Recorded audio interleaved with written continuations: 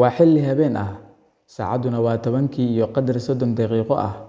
Waxaa bartamaha magaalada Baydhabo kula kulmay Idris Cabdi Dhakhtar oo ah mudane ka tirsan baarlamaanka Soomaaliya iyo waliba baarlamaanka Afrika. Waana xubin ka mid ah guddiga beeraha labada baarlamaan, waa kan federaalka Soomaaliya iyo kan Afrika. Xildhibaan Idris Cabdi Dhakhtar oo ah musharax xildhibaan golaha shacabka baarlamaanka Soomaaliya, aadna loogu jecel yahay deegaankiisa, ayaa iiga sheekeeyay 3 bilood ee uu joogay magaalada Baydhabo, waxyaabaha cajiibka uu ku arkay iyo horumarada ay sameynayso magaalada Baydhabo Janaayi. Mudane xildhibaan ku soo dhaw Gaarsiye TV xilligan saacadan oo xilli dambe ah oo ay soo aaday magaalada ka waran dareenkaaga. بسم الله الرحمن الرحيم الحمد لله رب العالمين حمدا كثيرا طيبا مباركا فيه horta aad aan ugu faraxsanahay magaalada Baydhabo 3 bilood aan joogay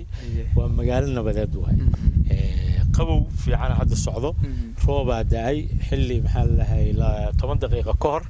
ayuu roobkii feeray marka aad aan ugu faraxsanahay maanta afridoodka aan joogo oo Baydhabo ah aan si nabad ah aan gurigeyga ugu socdo waxaan ka imaaday RB Plaza markaan idinka halka idin kala kulmay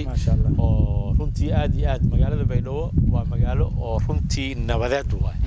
wax dhiba kama taagna waxaan u joogaa 3 bilood in aan doorashadeedii aan rabay inaan maxaa la lahayn mar labaad aan xildhibaan noqdo ayaan u joogaa 3 bilood aan joogay haddana waxaan sugaynaa todobaadyada hadda soo socda waxaa bilaabmaya maxaa la lahayn doorashadii xildhibaanada aqalka hoose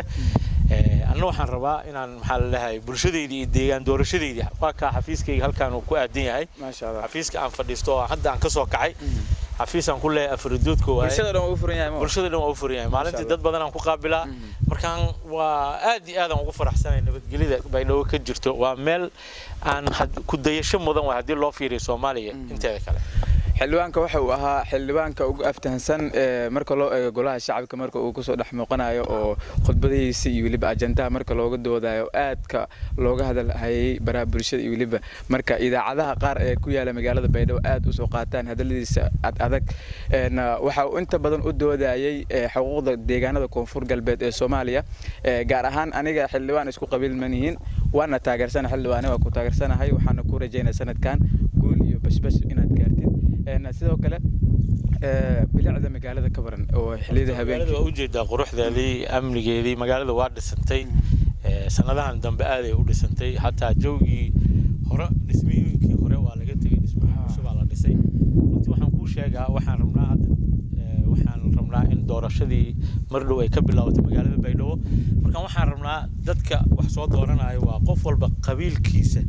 ayuu wuxuu doorasho dadban waaye qof walba qabiilkiisa ma aragtay ayuu wuxuu ka raadinayaa waxa la leeyahay suu kursigii u heli lahaa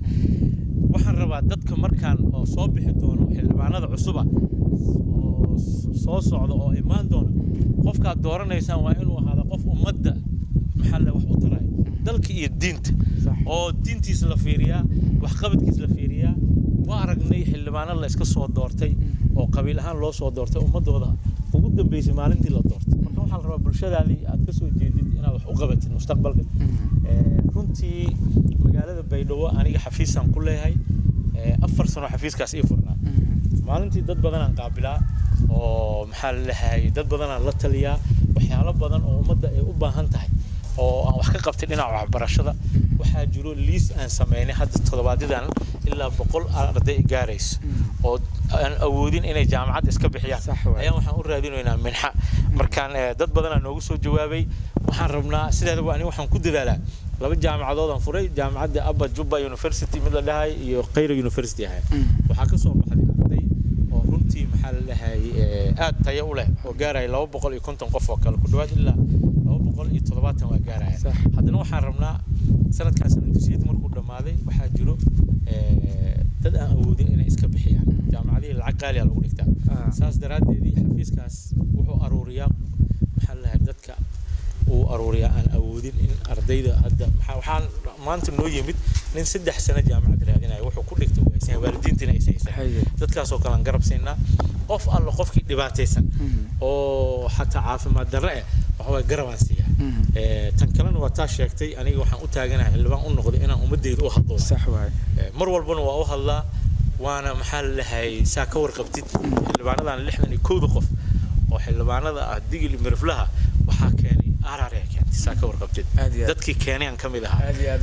wadankan waxaan u taaganahay inaan difaacno maxaa la diintiisaan difaacno dadkiisaan difaacno dalkan aan difaacno waxaan diyaar u ahay sanadkan waxaan rajaynayaa haddii ilaahay ii soo qoro inaan ku guuleysan doono maxaa baaqa u diraysaa marka bulshadeenta ku fiirsanaysa hadda ku daawanayso reer koonfur galbeed iyo bulshadeenta Soomaaliyeed waxaan horta waa alxamdulillah aqalkiisa waa naga dhamaaday aqalkii hoose toddobaadida soo socda la dooran doona qofka aad dooranaysaan waa inaad ka fiirsataan oo runtii la keenaa dad ummadan wax u qabanaa qofkaas haddii aad dooratid dembiga uu galaayo oo ha ahaado maxaa la dhahay hadduu wadanka qaladka galo haddii diinta uu qaladka galo waa lagula xisaabtamaa ninka doortana waa lagula xisaabtamaa asagana waa lagula xisaabtamaa ninka dooranaysa ka fiirso oo aad hadhow maalinta yowmal qiyaama ninkii adiga aad ummadan u keentay oo la rabo inuu wax u qabto hadduu ummadii uu dhacaayo uusan waxba u qabanayn oo macasi wax ku samaynayo doorashadiisaba uu maxaa la dhahay personal interest ka raadinayo waxa way ninkaas soo dooranaysaan ha ahaado nin dalkan iyo dadkan iyo diintan wax u taraayo oo runtii aan dambi ka gelin dadka ninkaas dambi alla dambiga u galana waxa waaye waa adin xisaabteed waxa ku leedahay maalintii yowmal qiyaama waa lagu soo istaajinaa marka ninka dooranaysid ha fiirin lacagtaas ha fiirin waxa fiirinaysaa ninkan ma yahay nin saliim ah nin diiniyan dhisan ma yahay nin aqoonyahan dhisan ma yahay aniga intaasan kula dardaarmaa aad maxaa la saacada aan joogno waa dareemi kartaa magaaladii inay magaalo ay tahay maxaa la dhahay amnigeedu fiican yahay haddana waxaan u socdaa gurigeyga inaan aado waan ku mahadsantihiin Garcia TV